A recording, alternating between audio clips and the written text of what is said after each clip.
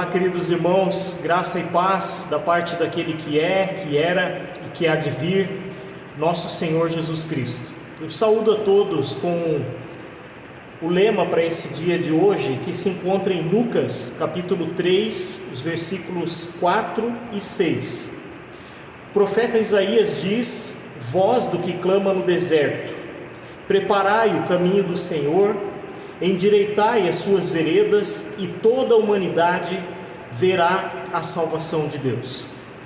Queridos irmãos, nós estamos no tempo de Advento, o segundo domingo de Advento, e lembramos de uma forma bem enfática de que Jesus Cristo virá, de que Ele já veio na primeira vez, mas voltará para nos levar para junto dEle. Com essa palavra eu saúdo a todos. Nós queremos iniciar nosso culto em nome e na presença do nosso Deus, que é Pai, Filho e Espírito Santo. Amém. Convido a baixarmos a cabeça e ainda orarmos. Pai amado, queremos Te agradecer e Te louvar pela vida que Tu nos concede. Te agradecer também pelo tempo em que podemos relembrar tudo aquilo que Tu fizeste em Teu Filho Jesus Cristo, o enviando para nos salvar, para nos trazer esperança diante de tantas lutas e sofrimentos que enfrentamos aqui. Obrigado, Senhor, que Tu nos chama constantemente ao arrependimento através da Tua palavra, e nós queremos nos achegar a Ti neste momento arrependidos, reconhecendo o nosso pecado, reconhecendo que constantemente nós nos desviamos da Tua palavra, dos Teus ensinamentos. Nos perdoe por isso, renova, Senhor, a nossa esperança e a nossa alegria em Ti. Em nome de Teu Filho Jesus Cristo é que nós oramos e pedimos. Amém. Queridos, quero compartilhar do texto de Marcos, capítulo 1, versículos 2 ao 8, que diz o seguinte: conforme está escrito no profeta Isaías, enviarei à tua frente o meu mensageiro, ele preparará o teu caminho. Vós, do que clama no deserto, preparem o caminho para o Senhor, façam veredas retas para ele. Assim surgiu João, batizando no deserto e pregando um batismo de arrependimento para o perdão dos pecados.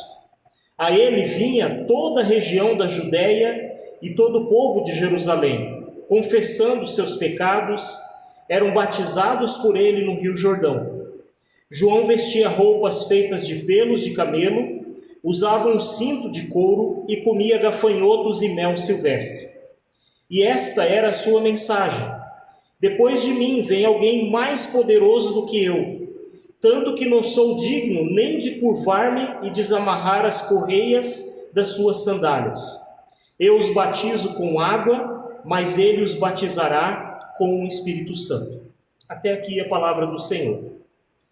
Queridos irmãos, dizem que na antiguidade, quando os reis vinham visitar uma cidade, eles mandavam alguém à frente. Essa pessoa normalmente era chamada de arauto, o mensageiro que vinha trazer a mensagem do rei, de que ele estava chegando. E nós precisamos imaginar que na antiguidade não havia coleta de lixo, muito menos serviço organizado para a manutenção das estradas. Então, o governante da cidade logo providenciava para a limpeza da entrada da cidade, para o recolhimento do lixo, a melhoria das estradas e o embelezamento da cidade. As coisas precisavam estar arrumadas, apresentáveis para a vinda do rei. E a história de hoje nos lembra um pouco dessa atitude dos governantes da cidade. Tudo deve estar preparado para causar uma boa impressão. As coisas precisam estar colocadas em ordem nos seus devidos lugares para a chegada do rei. Interessante que mantemos esse costume até os dias de hoje. Quando alguém vem nos visitar, nós gostamos que essa pessoa nos avise antes. Para quê? Para que a gente prepare as coisas, para que arrumemos a casa, para que deixemos tudo pronto, tudo limpo. Queremos preparar um café, uma refeição para bem atender a visita. Quando vão ficar mais dias, preparar um quarto, uma cama bem arrumadinha, com lençóis limpos, com travesseiro, com tudo perfeito, para que a pessoa se sinta bem, para que ela se sinta acolhida neste lar. O texto de hoje afirma que nós estamos para receber um convidado, um visitante. Marcos traz histórias evangélicas mais sucintas, resumidas, mas ele é muito dinâmico e provavelmente ele tinha intenção de fortalecer os cristãos de Roma. Não eram necessariamente judeus, mas gentios, aqueles que não eram judeus. Para esse autor, o Evangelho, ou seja, a boa notícia de Deus, é de acentuada importância em momentos de crises, de incertezas. Antes de iniciar sua narrativa, Marcos procura fundamentar o seu relato nos profetas do Antigo Testamento, porque essa história ela não iniciou ali, ela era uma continuidade de algo que já foi descrito lá no passado com os profetas de Deus. Ele afirma que a fidelidade de Deus se cumpre. Marcos inicia seu relato afirmando que Jesus Cristo era aquele de quem o Antigo Testamento falava. Marcos está dizendo que a vinda do Cristo, daquele que todos esperavam ansiosos desde o Antigo Testamento, ela aconteceu. Ele veio e os efeitos da sua vinda são perceptíveis, são visíveis no dia a dia das pessoas. Uma das provas de que Cristo veio é justamente a vinda de Jesus Cristo, o aparecimento de João Batista, do arauto de Deus, do arauto de Cristo, do mensageiro de Cristo. Este também foi anunciado no Antigo Testamento. que ele viria antes de Cristo. Todos os outros evangelhos falam desse personagem, do João Batista. Todos apontam para a importância que ele teve, como foi também um claro sinal e confirmação da vinda de Jesus Cristo. O anúncio da vinda de Jesus Cristo foi feito pelo profeta Isaías, conforme nós lemos em Isaías 40, versículo 3. Voz do que clama no deserto, preparai o caminho do Senhor. Façam no deserto um caminho reto para o nosso Deus. João Batista prepararia esses caminhos. Ele chamaria todos a se prepararem para o visitante. É preciso preparar os caminhos para a vinda do Rei. Ele começaria anunciando que o tempo do fim estava próximo, e por isso era necessário que todos se arrependessem dos seus pecados. Pelo que percebemos, no texto a sua pregação era muito impactante. As pessoas vinham e o procuravam, de todas as regiões da Judéia, de Jerusalém.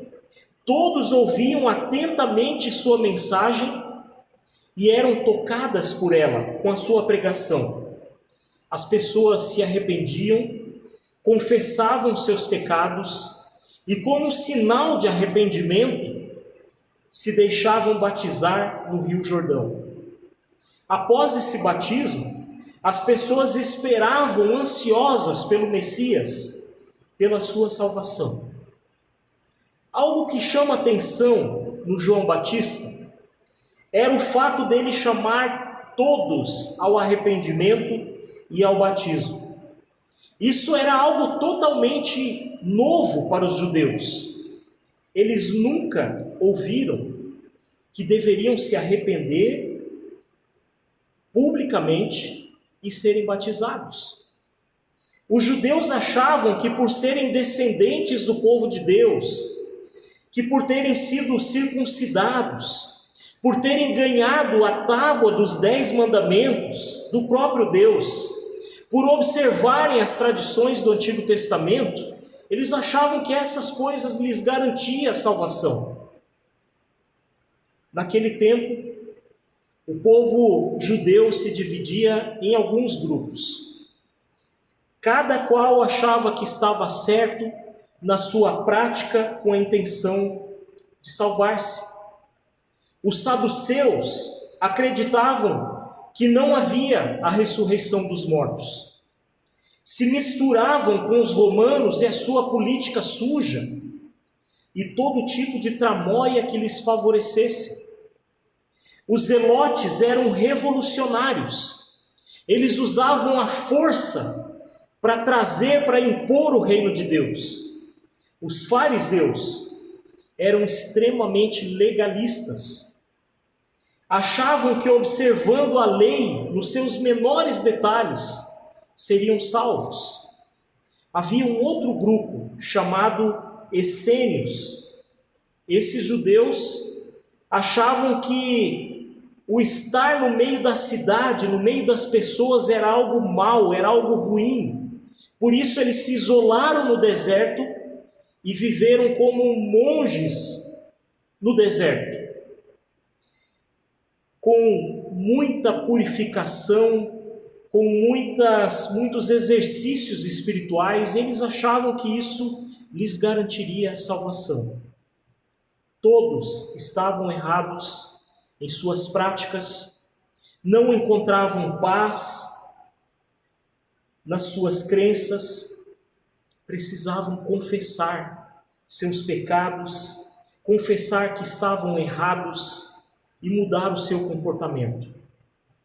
Quando uma pessoa se convertia ao judaísmo, se fosse homem, precisava passar pela circuncisão. E um banho, ou seja, um batismo, que era um sinal de purificação diante do Deus de Israel, que ele estava agora apto para viver no meio do povo de Deus. Mas João Batista traz algo novo. ele chama todos ao arrependimento e ao batismo. Com essa atitude, ele estava afirmando que os judeus não eram melhores do que os outros povos. Eles eram tão pecadores quanto os outros povos. Precisavam tanto da graça e da misericórdia de Deus quanto os outros povos. João Batista era uma pessoa muito diferente. Sua aparência não passava despercebida pelas pessoas. Tudo nele lembrava os profetas do Antigo Testamento. Ele usava roupas de pelos de camelo, um cinto bem largo na cintura, se alimentava de gafanhotos e mel silvestre. O profeta Elias e outros profetas também se vestiam dessa forma, também andavam vagando pelo deserto.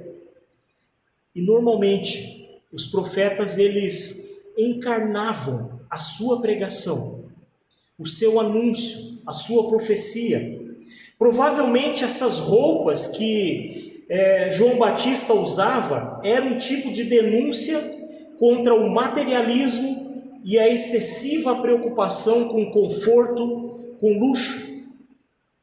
Os pais de João Batista, Zacarias, um sacerdote do templo, e a sua mãe Isabel, parente de Maria, mãe de Jesus, lemos que antes mesmo de seu nascimento, João Batista foi prometido como aquele que prepararia os caminhos para as pessoas à chegada de Jesus Cristo. Lemos isso em Lucas, capítulo 1, versículos 14 ao 17. Queridos, João Batista batizava.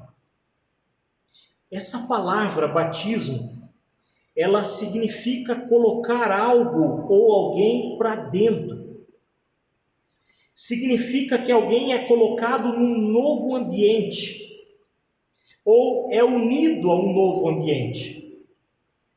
Ou seja, essa pessoa batizada saiu do seu ambiente antigo, do seu jeito de ser, dos seus costumes, e passou a ter um novo relacionamento num ambiente diferente, para onde foi levado.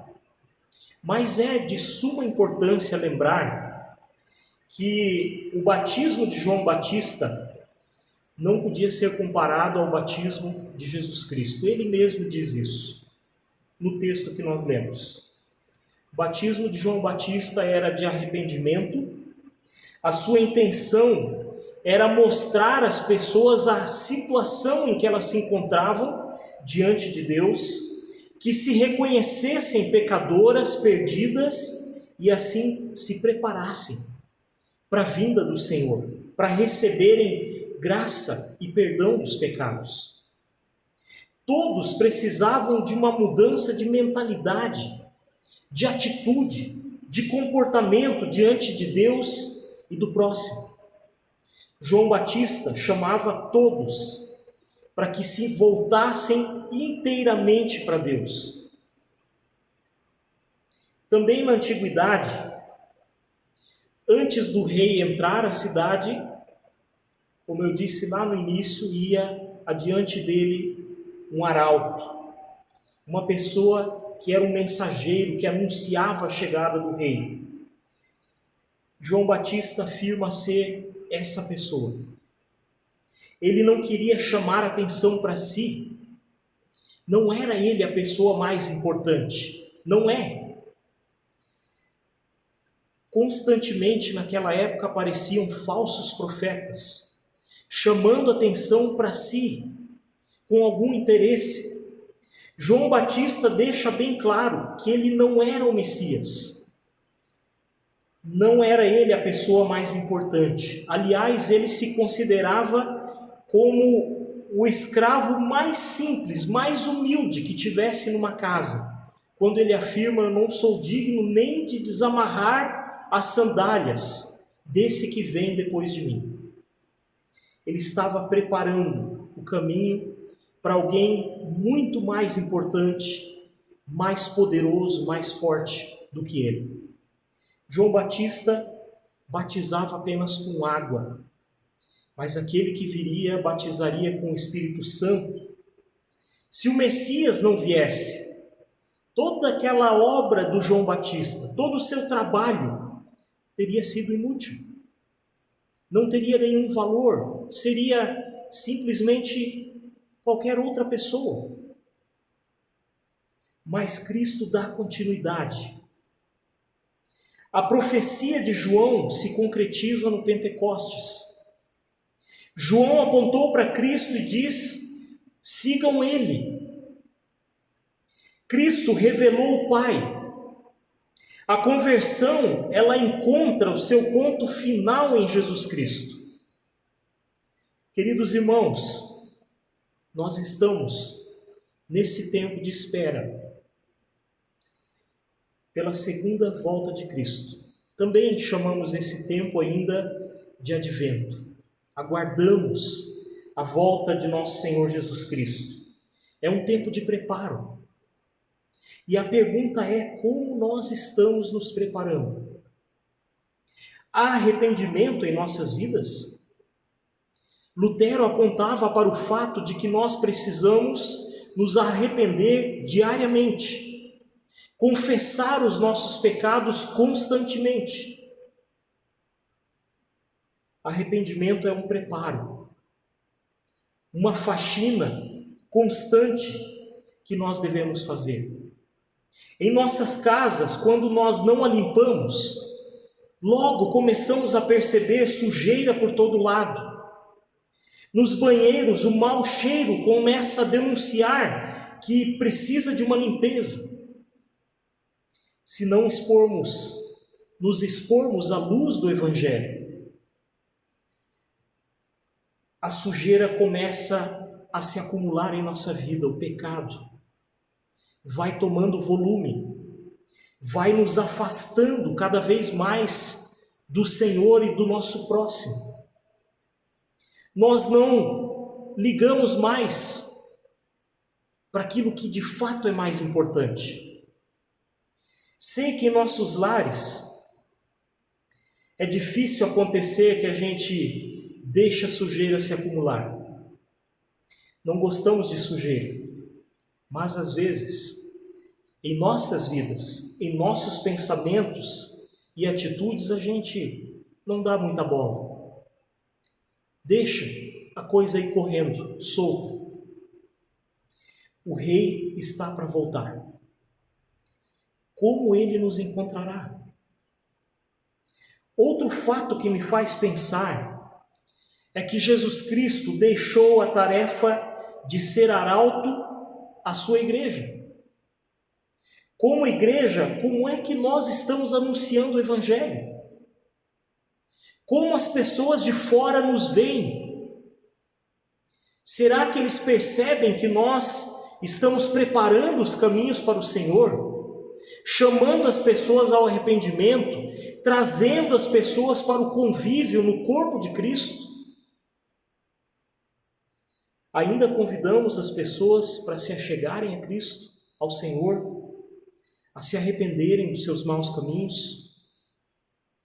Se isso não estiver acontecendo, nós estamos perdendo a nossa identidade, nosso sentido de ser. Queridos irmãos, que nesse tempo de advento, nós reflitamos nessas coisas, na limpeza de nossas vidas pelo Evangelho, na renovação de nossas mentes, pelo contato constante com o Evangelho, e que sejamos mais aplicados, dedicados ao anúncio desse Evangelho, com nossas vidas e com nossa atitude. Pensemos nisso e clamemos pela volta do Senhor, que Ele venha, que Ele nos busque para estarmos na sua presença para sempre. Que assim seja. Eu convido a baixarmos a cabeça e orarmos. Senhor amado, queremos Te bendizer e Te louvar pelo Teu cuidado, pelo Teu amor por nós, por ter enviado João Batista que preparou, que anunciou a vinda de teu Filho Jesus Cristo. Muito obrigado, Senhor, porque teu Filho também veio nos chamar ao arrependimento, a uma mudança de vida, a uma conversão, mas, acima de tudo, Ele também derramou sobre a sua igreja, sobre nós, o seu Espírito Santo, que nos dá força, que nos capacita, que nos ajuda a perceber o nosso pecado e também o quanto precisamos de Ti. Ajuda-nos, Senhor, através do Teu Espírito Santo, a nos entregarmos totalmente a Ti e também a falarmos das maravilhas que Tu tens feito em nossa vida. Clamamos a Ti, Senhor, pela Rosália, pela Rosane. Também pedimos, Senhor, que cuide da dona Petrônia, que terá que fazer uma cirurgia, pelo Joseph. Clamamos a Ti, Senhor, que cuide da Andréia, que a Tua bondosa mão esteja sobre ela, Senhor, para curar, para trazer a vida novamente, que ela tenha vigor novamente e possa voltar para a sua casa. Te agradecemos pela vida da Graziele, que já está em casa, junto à sua família, e pedimos, Senhor, que console, que conforte a família da Cristiane, que eles encontrem paz e alegria, Senhor, na Tua palavra e na esperança da ressurreição. Fortaleça, Senhor, nossa fé, nossa esperança em Ti, dia após dia. E o que não conseguimos lembrar com as nossas palavras, queremos incluir na oração que Tu nos ensinou. Pai nosso que estás no céu, santificado seja o Teu nome. Venha o Teu reino, seja feita a Tua vontade, assim na terra como no céu. O pão nosso de cada dia nos dá hoje. Perdoa-nos as nossas dívidas, assim como nós também perdoamos aos nossos devedores. E não nos deixes cair em tentação, mas livra-nos do mal. Pois Teu é o poder, o reino, o poder e a glória para sempre. Amém. Que a paz de Cristo esteja sobre cada um, que nos preparemos para a vinda de Cristo e o sirvamos com alegria e dedicação. Amém. Tu que estás assentado no trono, sempre reinando, soberano,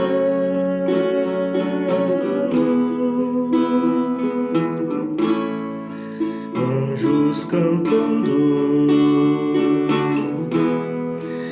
homens louvando, Deus reunindo o seu povo,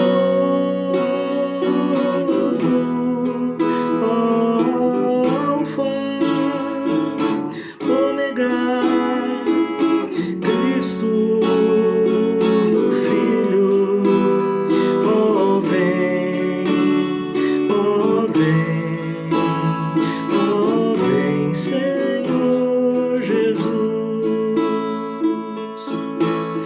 Ansioso espero